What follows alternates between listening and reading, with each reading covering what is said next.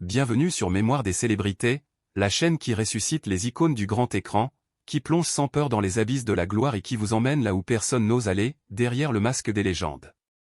Aujourd'hui, nous parlons d'un titan vivant, d'un mythe en chair et en os, d'un homme qui a fait trembler Hollywood avec ses splits légendaires entre deux camions Volvo, ses high kicks impossibles qui frôlent les lustres, son accent belge à couper au couteau et ses larmes en direct à la télé russe, Jean-Claude Van Damme, le muscle from Bruxelles. Vous le connaissez pour Bloodsport, Kickboxer, Time Cop, Universal Soldier, Double Impact ou même ses pubs hilarantes pour Corlight. Mais derrière les projecteurs, les affiches géantes, les millions de dollars et les mêmes viraux, se cache une vie ravagée par les tempêtes les plus violentes. 5 mariages explosifs comme des films d'action, une addiction à la cocaïne qui a failli le tuer à petit feu, un trouble bipolaire non diagnostiqué pendant plus de 20 ans, un fils emprisonné pour prise d'otage, une fille qui s'est battue pour exister dans l'ombre d'un père absent, un procès qui a menacé sa légende. Des scandales médiatiques qui ont fait la une, des dépressions suicidaires où il a grimpé sur le toit de sa villa, un comeback improbable avec JCVD le film, et une rédemption brutale qui force le respect et qui prouve que même les héros peuvent tomber et se relever. Ce n'est pas une success story lisse à la Disney. C'est une descente aux enfers digne d'un thriller, un combat permanent contre soi-même et une résilience qui dépasse l'entendement. Accrochez-vous bien, likez dès maintenant, abonnez-vous, activez la cloche. Nous plongeons dans les zones d'ombre les plus profondes de Jean-Claude Van Damme. C'est parti pour 10 minutes de révélation choc. Tout commence loin des projecteurs, dans une commune modeste de la banlieue bruxelloise. Jean-Claude Van Damme naît Jean-Claude Camille François Van Varenberg le 18 octobre 1960 à Berchem-Sainte-Agathe, dans une famille de la classe moyenne. Son père, Eugène, est comptable, un homme dur mais juste, ancien militaire qui impose la discipline. Sa mère, Eliana, fleuriste douce et aimante. Jean-Claude est un gamin timide, complexé, avec des lunettes épaisses comme des culs de bouteille et une silhouette frêle qui le fait passer pour une cible facile. À l'école, on le tabasse régulièrement. Il rentre avec des bleus, des larmes, des bleus à l'âme. À 11 ans, son père décide, assez. Il l'inscrit au karaté Shotokan dans un petit dojo local. Pas pour le plaisir, pas pour la gloire. Pour qu'il survive. Le karaté devient sa thérapie, son armure, son salut. Il s'entraîne 6 heures par jour, dort avec son kimono, mange du riz et des œufs durs. À 12 ans, il gagne son premier tournoi régional. À 14 ans, il décroche la ceinture noire. À 16 ans, il remporte le championnat d'Europe de semi-contact avec l'équipe belge. À 18 ans, il ouvre son propre dojo, le California Gym, à Bruxelles. Il est déjà une machine de guerre, mais il rêve d'Hollywood. Il regarde Bruce Lee dans Opération Dragon, Chuck Norris dans Œil pour Œil, et se dit, moi aussi, je peux le faire. Je peux être le prochain. En 1982, à 22 ans, il vend tout, le dojo, la voiture, les souvenirs. Il prend un billet aller simple pour Los Angeles avec 2000 $ en poche, un sac de sport rempli de kimonos et un accent belge qui fait rire tout le monde dès la première phrase. Pendant 5 longues années, il galère comme jamais. Motel pourri à 20 $ la nuit, chauffeur de limousine pour des stars qu'il envie, videur de boîte de nuit où il casse des bagarres, prof de fitness pour des bourgeoises de Beverly Hills. Il dort parfois dans sa vieille Toyota rouillée, mange des sandwichs au thon en conserve, frappe à toutes les portes des studios. Il apprend l'anglais dans la rue, s'entraîne 10 heures par jour dans les parcs publics. Sous le soleil brûlant de Californie. Il fait des castings, des figurations, des démos de karaté dans des centres commerciaux. Jusqu'au jour où, par un hasard incroyable, il croise Menahem Golan, le patron de Canon Film, dans un restaurant. Il fait un split entre 2 chaises devant lui. Golan est bluffé. Il lui donne un rôle dans Nos Retreat, Nos Surendés. Le début. En 1988, Bloodsport sort enfin avec un budget ridicule de 500 000 $. Van Damme joue Frank Dux, un soldat américain dans un tournoi secret à Hong Kong, le Kumite.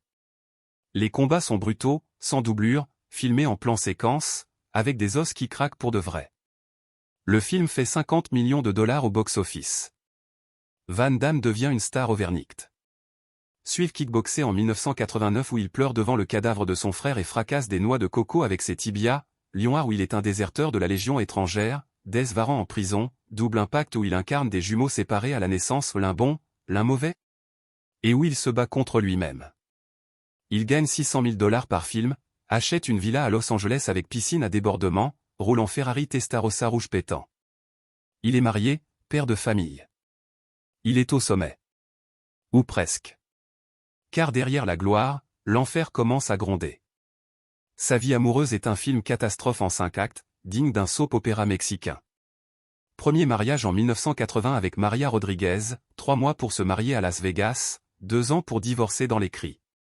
Deuxième avec Cynthia Derdian, bodybuildeuse rencontrée dans une salle de gym, yo-yo émotionnel, mariage et divorce répétés comme des rounds de boxe. Troisième avec Gladys Portug en 1987, la femme de sa vie, ou presque. Ils ont Christopher en 1987 et Bianca en 1990, mais rompent en 1992 dans un chaos médiatique. En tournage à Hong Kong pour Double Impact, il rencontre Darcy Lapire, plémade blonde incendiaire. Mariage éclair à Bangkok, fils Nicolas en 1995. En 1994, sur le tournage de Street Fighter, liaison torride avec Kylie Minogue dans une chambre d'hôtel à Bangkok. Photos volées partout dans la presse People. Darcy divorce avec fracas. Van Damme retourne chez Gladys en 1999. Il se remarie en grande pompe. En 2015, Gladys demande le divorce pour addiction, infidélité passée et comportement erratique, mais ils se réconcilient 6 mois plus tard. En 2025, ils sont toujours ensemble, plus forts que jamais. C'est le seul couple qui a survécu à l'ouragan Van Damme. Les autres? Des souvenirs douloureux. Mais le vrai monstre, le vrai démon, c'est la cocaïne. Fin des années 80, début 90. Van Damme tourne film sur film, sans pause. Il ne dort plus, ne mange plus. Il sniffe 10 grammes par jour, $1000 par jour, 7000 par semaine. Il a un fournisseur personnel qui le suit sur les plateaux comme un assistant. Sur Double Impact, il oublie ses dialogues, arrive 3 heures en retard, insulte le réalisateur Sheldon Lettich devant l'équipe. Sur Universal Soldier avec Dolph Lundgren, il est paranoïaque, dort avec un pistolet sous l'oreiller, perd 15 kilos en un mois, devient une ombre de lui-même. En 1995, sur Sudden Death dans un stade de hockey, il frappe un cascadeur qui l'avait provoqué, pleure dans les bras de sa maquilleuse en disant « Je suis fini ». En 1999, arrêté pour conduite en état d'ivresse à Los Angeles. Cure de désintox de 7 jours. Rechute immédiate. Sa carrière s'effondre comme un château de cartes. Entre 1999 et 2008, il enchaîne 14 films directement en DVD, tournés en Roumanie ou en Bulgarie pour 3 francs 6 sous. On l'appelle Jean-Claude Van Désespéré. Il touche le fond absolu. Il grimpe sur le toit de sa villa à 10 étages, regarde en bas, pense au suicide. Il dit plus tard, j'ai voulu me jeter du 10e étage. J'ai vu la mort en face. Et ce n'est pas seulement la drogue. C'est le trouble bipolaire qui amplifie tout, qui le ronge de l'intérieur. Pendant plus de 20 ans, il vit avec un démon qu'il ne comprend pas, qu'il ne peut pas nommer. Diagnostiqué officiellement en 2011 à 51 ans, après des décennies de chaos. Phase maniaque, il ne dort pas pendant 5 jours d'affilée, dépense $100 000 en une nuit dans les casinos de Las Vegas, achète 5 voitures de luxe en une semaine, croit qu'il peut voler comme dans ses films, parle à une vitesse folle. Phase dépressive, 3 jours au lit, sans manger, sans parler, sans bouger, avec des idées suicidaires qui reviennent comme une marée noire. Il s'automédique avec la coke pour monter quand il est bas, avec l'alcool pour redescendre quand il est trop haut. Il court 20 km par jour dans les collines de Los Angeles, fait 1000 pompes, 1000 abdos, mais le vide est toujours là, béant. En 1998, il prend une décision radicale, il arrête la drogue du jour au lendemain. Pas de cure longue, pas de thérapie. Il jette tout dans les toilettes, s'enferme dans sa villa, s'entraîne 15 heures par jour comme un moine guerrier, médite, lit Bouddha, Nietzsche, Lao Tse, Krishnamurti. Il devient sobre, père, humain. Il sauve sa vie. En septembre 2017, son fils Nicolas, 22 ans, fait la une des journaux. Il retient son colocataire en otage avec un couteau à Tempe, Arizona, après une dispute. Intervention du SWAT, arrestation musclée. Il plaide coupable, 18 mois de probation sous contrôle judiciaire. Van Damme est dévasté. Il dit « J'ai échoué en tant que père ». Il pleure en direct à la télé. Mais il y a Bianca Van Damme, la lumière dans l'ombre.